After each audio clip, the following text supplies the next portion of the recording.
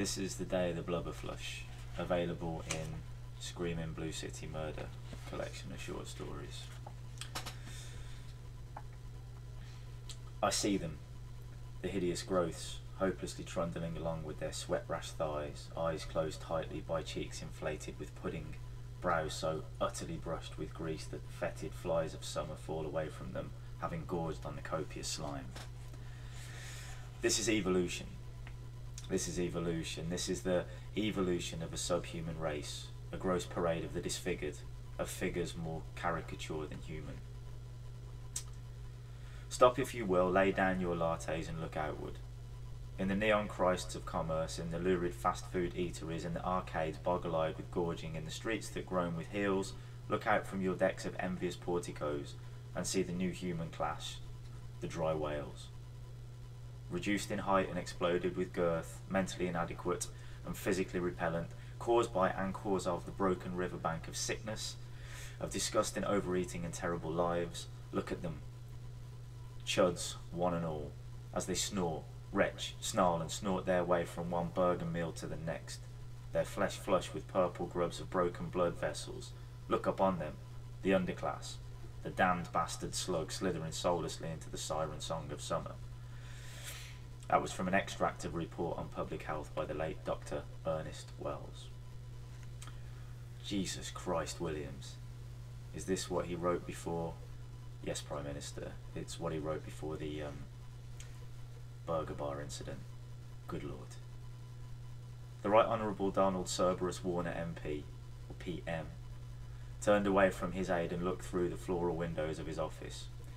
Beyond the shimmering roofs of immaculate automobiles and beyond the granite hallways of power, beyond the immediate chimneys of fixated pigeons and even beyond the clouded haze of a smog sky that hangs forever like a bruise, beyond it all was a nation that pulsed and oozed amongst rivers of fat, a nation of the new, of one part lean and two parts blubber, a nation struggling beneath its own weight, a nation that drastically required immediate and emotionless action. Williams, the PM growled. Prime Minister, assemble the members, stock the bunker with essentials and cancel everything for the next week. We must, no we will, end this awfulness. Yes, sir. The tables of members buzzed with frantic chatter and shirt sleeves were rolled past elbows already crimson with the pressure of leaning. The bunker was contained 2 miles beneath an unnamed location in North London, the leafy furrows of exclusive greenery swayed within their fenced purity whilst traffic puttered like ants around them. Gentlemen, the Prime Minister injected forcefully, the time is now. There can be no more delicacy, no more initiatives and no more schemes. It is time. For a moment the room quieted apart from the numerous percolation of the coffee pot and jaded breathing of stenographers brought along to record the momentous meeting that would change Britain and indeed the world. Do you mean to say that we just eradicate them? Asked Dr. Ellsworth Simford in a faint yet pointed voice. Do you know what this means? Means, Simford, responded the PM, his face like the front of a car speeding from the night on red wheels. Of course I know what it means. It means that in my second term as PM, I'll be removing over half of the population. It's a necessity, PM proffered Commander Vincent Lafay, head of the Combined Armed Forces, from beyond a mask of cigarette smoke. It isn't a decision that we've arrived at lightly. It's a necessity, PM. It's the Fourth Reich, for God's sake, boomed Stella Wills, representative of human rights. It's mass murder. Am I the only one that understands that? She wailed in hope, the ducts of her slim eyes suddenly bulbous with rage. I agree, snorted Dr. Simford. Thank Christ, responded Stella Willis. But I also support the decision, added Simford before relaxing in his chair and waving a thin pink tower from his fingers. But you're a man of medicine, Simford, she cried. Indeed I am, he answered distractedly. And as a learned physician, I'm aware that these people, these beings, have no concern for themselves, their present or their futures, the health of their offspring, or indeed anything else. They exist to gorge, to graze, to sleep copiously, to defecate and to breed. And with that in mind, I have no choice but to support the feelings of my late colleague, the esteemed Dr. Wells. Wells, questioned Stella Willis, standing up from her leather chair, the exposed pallid roll of her stomach peeking from beneath loosened formal attire. He was insane. He was passionate, countered Simford. Passionate? Willis questioned mockingly. He went into a high street burger bar and shot 30 people before torching the remainder as well as himself. Like the man said, snorted Commander Le Fay, Wells believed in his cause, besides which, some of those things could have gotten away if they weren't so busy trying to stuff the last fries into their mouths before death.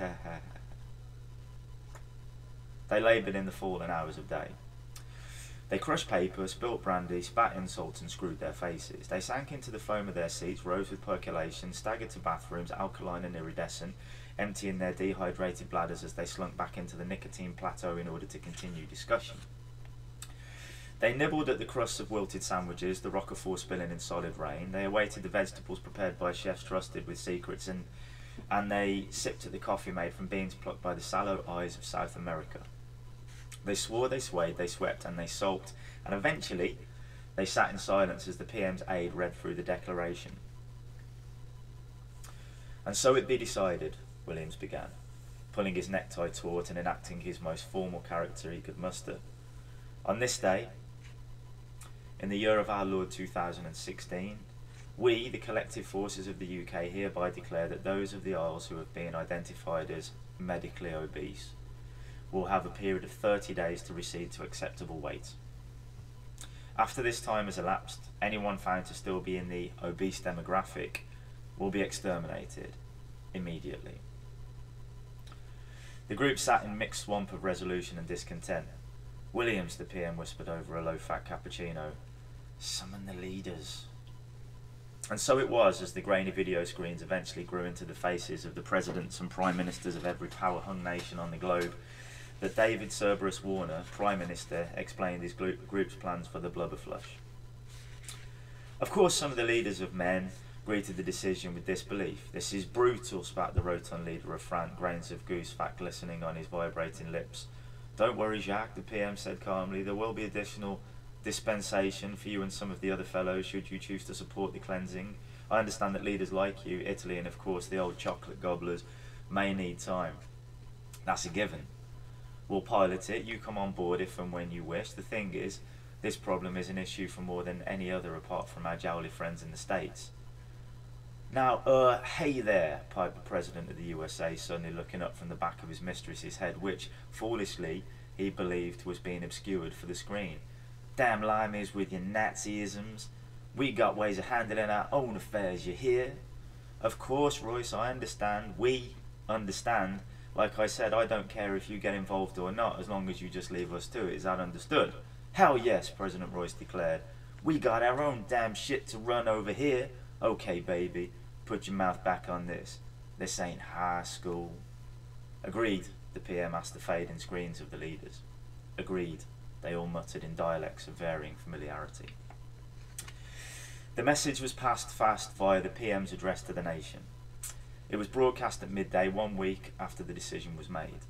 All channel frequencies were tuned to the announcement, all radio stations bowed to the statement, soap operas, mechanical talent contests judged by the dead for the dead, talk shows and the ones where subnormal rats take lie detectors to disprove their relationships to their own sisters, all of them ceased for a short while as the PM told the world of his plans.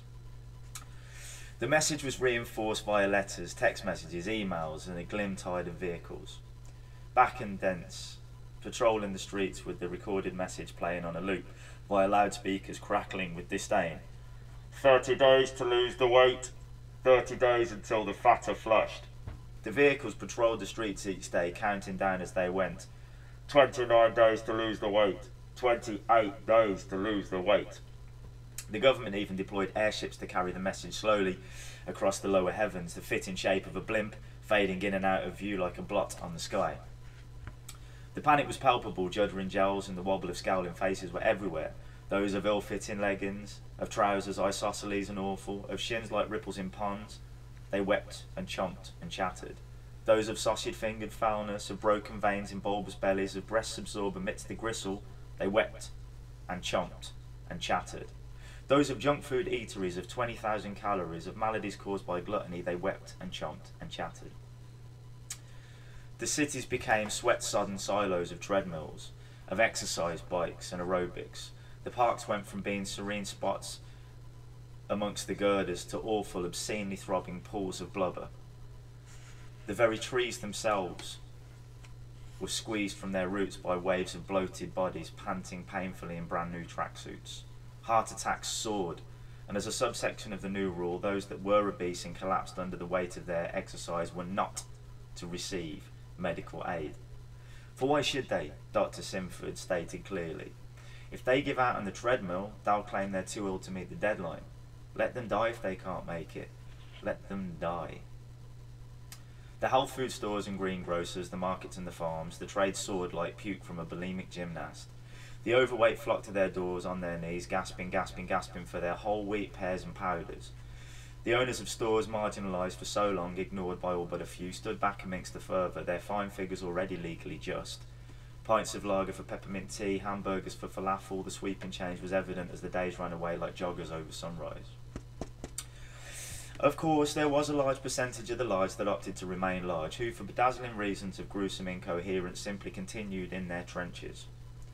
There were those that reasoned they would enjoy themselves for a week and then get down to it. But that week would eat a fortnight, and the fortnight eat a month. Some shut themselves off entirely, locked themselves in bedrooms clouded with takeaway cartons, the delivery men and pizza boys forced to scale ladders with their orders as the eaters peered out between curtains, rusted with grease. Some appealed to other nations, indeed some sold up and tried to leave.